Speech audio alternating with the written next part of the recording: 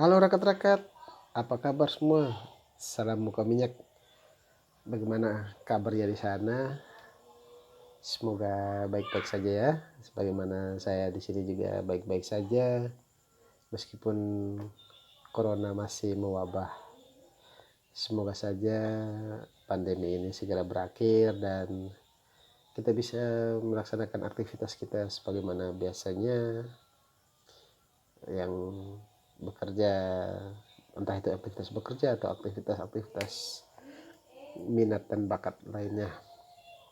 Nah, kali ini saya mau mengajak rakyat-rakyat semua untuk melintasi alur waktu kembali ke masa lalu, mengenang tragedi bencana tsunami di Lembata, bagian selatan, tepatnya di daerah Waiteba. Nah, kali ini saya mau mengawali dengan membacakan status Facebook dari Bapak Peter Apollonius Rohi. Nah, Bapak Peter Apollonius Rohi ini adalah seorang mantan jurnalis yang pernah melakukan reportase di Waiteba sebelum bencana tsunami itu terjadi.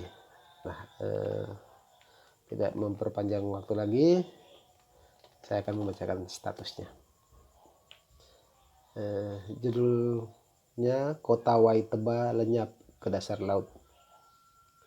Tanggal 19 Juli 1979, tengah malam buta, Gunung Hobart meletus. Sejumlah penduduk berada di desa tetangga yang letaknya di ketinggian mengikuti misa dikejutkan dengan gemuruh ombak dan gempa dahsyat diikuti bunyi membahana. Langit seakan runtuh. Nah, Gunung Hobart ini merupakan gunung bawah laut yang terletak di dekat Pulau Lembata ya. Ya Tuhan, seru beberapa perempuan yang bergegas pulang. Baru saja mereka turun, air laut sudah menyentuh kaki. Terpaksa mereka berlari pada malam yang makin gelap itu kembali ke atas bukit. Rumah-rumah mereka di kota kecamatan Waiteba yang kecil itu jauh terletak di bawahnya. Orang tua dan anak-anak banyak yang tidak ikut misa malam mungkin saja tertidur lelap ketika musibah itu datang. Ratusan orang tewas. Berita itu terlambat karena baru terdengar 4 hari kemudian di ibu kota. Saya gagal. Sambil berteriak, saya bergegas mencari foto-foto yang saya buat lebih setengah tahun lalu. Saya memang ke Waiteba di Pulau Lembata bulan November 1978. Kala itu, suatu siang, saya selesai mewawancarai Ibu Dr. Syahrial, mantan Sekretaris Perdana Menteri 1 RI Sultan Syahrir. Berlanjut ngobrol dengan petani-petani kentang yang lahannya diklaim oleh Koperasi TNI Angkatan Udara di Desa Junggo, Batu Malang. Saat datang berita mengabarkan berpulangnya ibunda saya di Kupang. Di Surabaya, istri saya sudah menyiapkan tiket agar saya bisa pulang ke Kupang sendirian. Untuk menanti selamatan 40 hari, saya terbang ke Maumere lalu naik bus ke Larantuka. Dari Larantuka saya menyewa perahu dan mendayung sendiri ke Loang. Camat Hirelius sangat membantu. Seorang pegawainya diperintahkan bersama saya berjalan kaki menyusuri pantai, sekalian membawa surat-surat dinas ke Lewoleba, di mana pembantu Bupati Dr. Andus Sumarmo berkantor. Pejabat asal Madiun itu bersimpati. Ia memerintahkan stafnya Mikhail menemani saya ke Waiteba untuk melihat dari dekat gerakan-gerakan dan perubahan tanah akibat bekerjanya Gunung Hobart di dasar laut. Harian Umum Sinar Harapan menurunkan tulisan saya di halaman utama. Gubernur Ben Boy, itu gubernur NTT ketika itu ya, yang merupakan suami dari mantan Menteri Kesehatan Nafsiah Boy, datang berkunjung bersama para pejabat. Gubernur meminta agar rakyat tenang dan jangan percaya laporan wartawan. Dia bukan ahli geologi, kata Ben Boy. Ketua KNPI NTT, KNPI itu Komite Nasional Pemuda Indonesia ya, tak ketinggalan dalam rombongan itu, bahkan bikin pernyataan, kami akan datang pertama kali untuk membantu bila benar-benar gunung itu meletus. Juli yang naas itu membuat rasa sesak di dada. Saya gagal, pemerintah tidak percaya berita saya dan tidak mengindahkan anjuran saya untuk merelokasi penduduk Waitebah. Saat musibah itu, gubernur tidak jelas, KNPI pun hilang janji. Saya misal kurang dapat meyakinkan negara. Padahal jalan menuju Waitebah begitu sulit, melintasi 3 gunung kerucut terjal antara 70 sampai 80 derajat. Nah, kisah perjalanan reportase Bapak Peter Apollonius Rohi ini disadur kembali oleh blog bertoamigo.wordpress.com. Nah, dalam blog itu dia menjelaskan bahwa dalam sekejap tanah longsor di atas Waitebah terempas menurun disambut gelombang pasang setinggi 50 meter. Air selanjutnya menggenangi hampir seluruh pemukiman teluk dan tanjung yang membujur sepanjang 12 km pantai dengan lebar 500 sampai 600 meter. Korban yang berada di daerah rendah seperti Waitebah adalah yang terbanyak. Seluruhnya mencapai 539 orang tewas dan 364 orang hilang, serta 470 orang lainnya menderita. Angka yang sangat besar karena mestinya hal ini sudah bisa diantisipasi. Blog ini menyatakan setengah tahun sebelumnya Peter Apollonarius Rohi, wartawan Sinar Harapan, sudah menyusuri Lembata hanya demi membawa kabar bahwa Waitebah akan dilahap bencana. Tapi tulisan itu seperti sudah dijelaskan bahwa tidak dipercaya oleh gubernur ya. Camat Kecamatan Atadei karena itu Yusuf Doli sebagai orang lapangan justru lebih gesit mengambil sikap. Ia memindahkan ibu kota kecamatan dari Waitebah ke Karangora. Hal mana membuat gubernur sangat marah. Di depan rakyat ia membentak dan menghardik sang camat dan mengatanya banci karena tidak berani tinggal dengan masyarakat melainkan lari. Juga ia tidak setuju karena sekolah SD Impres dan SMP Budi Bakti dipindahkan. Tapi hal itu tidak membuat sang camat mundur selangkah pun. Justru saat terjadi bencana, keberanian Yusuf Dolu, seorang muslim ini, patut diacungi jempol.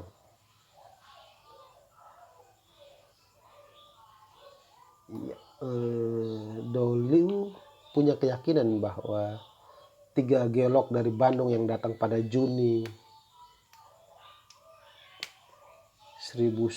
bulan Juni 1979 ya. Saat itu salah seorangnya berasal dari Prancis.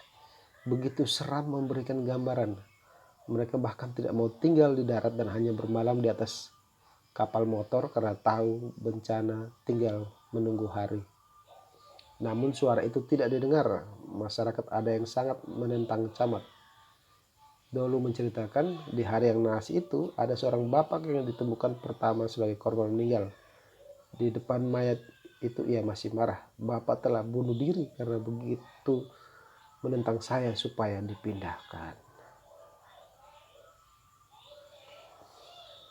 Yang tak kurang adalah sang gubernur Ben Boy. Selain menyepelekan wartawan, ia juga tidak mendukung camat. Ia mencabut sebatang pohon singkong atau ubi dan menunjukkan kepada masyarakat bahwa mereka tidak perlu pindah. Sebuah kecerobohan yang tidak diakui sang gubernur di hari bencana.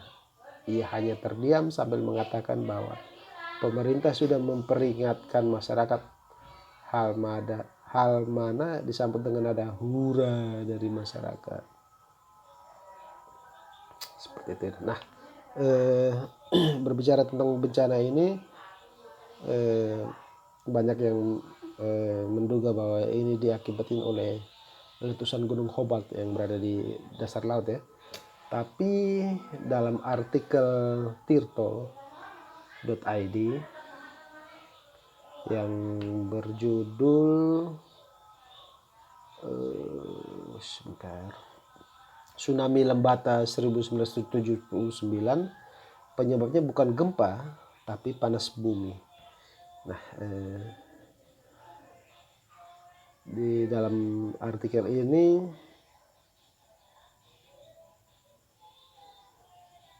disebutkan bahwa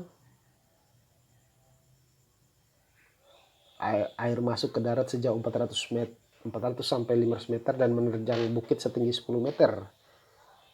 Garis pesisir Pulau Lembata berada di Teluk dan Semenanjung. Nah, di artikel ini memberikan teori bahwa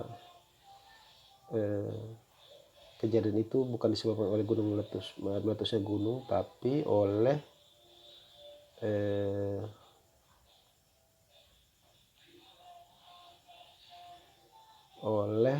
panas bumi ya. Di Semenanjung Atadei bercokol deretan pegunungan api termasuk Adowajo, Iliwurung hingga Gunung Hobal yang berada di air laut. Secara morfologis, sebagian struktur Semenanjung Atadei yang berbukit dan bergunung memperlihatkan lereng yang curam hingga ke dasar laut. Sebelah kiri dan kanan Semenanjung Atadei adalah Teluk Labala dan Waiteba. Situs informasi Gunung Hobal yang disediakan Badan Geologi menyebutkan puncak Gunung Hobal pernah nampak menyembul ke permukaan air laut saat air surut sebelum meletus tahun 1970-an. Namun sejak tsunami 1979, puncak Hobal tak terlihat lagi, diduga karena ambrol dihantam gelombang tsunami. Masalahnya, belum ada catatan erupsi Gunung Hobal di tahun 1979. Merujuk data Volcano Discovery, catatan terbaru saat itu tentang Gunung Hobal adalah erupsi pada 1973 sampai 1974 dan 1976. 2 hari sebelum longsor juga tidak dilaporkan adanya aktivitas gunung berapi menurut tim vulkanologi dari Bandung. Gempa bumi sebelum peristiwa tanah longsor memang terjadi pada 1977, namun kekuatannya kurang dari 5 magnitudo. Yudi Cara dan kawan-kawan dalam penelitiannya berjudul Geothermal System as the Cause of the 1979 Landslide Tsunami in Lembata Island, Indonesia pada 2015 memberikan perspektif lain. Mereka meninjau longsoran yang terjadi di sekitar kompleks Gunung Api Iliwurung dan menggunakan pendekatan studi geothermal atau panas bumi. Penelitian yang dilakukan pada 2013 ini menunjukkan titik sumber air panas di sekitar lokasi longsoran yang membuat tanah menjadi asam karena proses magmatisme di bawah. Ini juga merupakan alasan mengapa tanah rapuh, kendur, tidak berkonsolidasi dan mudah berpindah. Hasil analisis mineral difraksi sinar X juga menunjukkan bahwa tanah asli terdiri dari mineral kristobalit, kuarsa, dan albit. Sedangkan material tanah longsor terdiri dari mineral lempung seperti kuarsa, saponit, kabasit, silikon, oksida, dan koesit adalah mineral khas di lingkungan hidrotermal. Berdasarkan studi lapangan tersebut, mereka menyimpulkan bahwa longsoran dipengaruhi oleh sistem panas bumi aktif di daerah tersebut. Bahkan pada 2013 saat studi lapangan dilakukan, bekas alur longsoran masih terlihat gundul, gersang, dan kontras dengan daerah sekitarnya yang hijau lebat. Kandungan sulfat yang tinggi mencapai 3.458,61 ppm menjadi alasan kenapa tidak ada vegetasi yang tumbuh di material tanah longsor, meski peristiwa sudah puluhan tahun berlalu. Beberapa faktor lain boleh jadi turut menyebabkan longsor tanah yang menimbulkan tsunami, misalnya sudut kemiringan, yang curam, goncangan gempa bumi, curah hujan yang berkepanjangan, dan letusan gunung berapi. Semua faktor itu ada di wilayah tersebut. Wow, mengerikan ya. Ratusan orang meninggal. Seharusnya bisa dicegah kalau pemerintah bertindak cepat dengan merelokasi masyarakat, tapi hal itu tidak dilakukan. Ini menjadi catatan sejarah kita. Semoga kedepannya pemerintah bisa proaktif melakukan mitigasi bencana supaya tidak terjadi korban-korban yang nyawanya melayang sia-sia seperti di Waiteba ini. Mari kita menundukkan kepala, mengeningkan cipta untuk mengenang para korban di Waiteba. Semoga mereka tenang di alam sana ya. Semoga juga kita bisa mengambil pelajaran penting dari peristiwa ini. Oke, rakat-rakat, mungkin sekian dulu vlog kali ini. Jangan lupa like, komen, dan subscribe channel ini untuk mendukung pemberian informasi-informasi positif mengenai Nusa Tenggara Timur oleh rakat-rakat baik di NTT sendiri maupun di luar NTT. Sampai ketemu, salam muka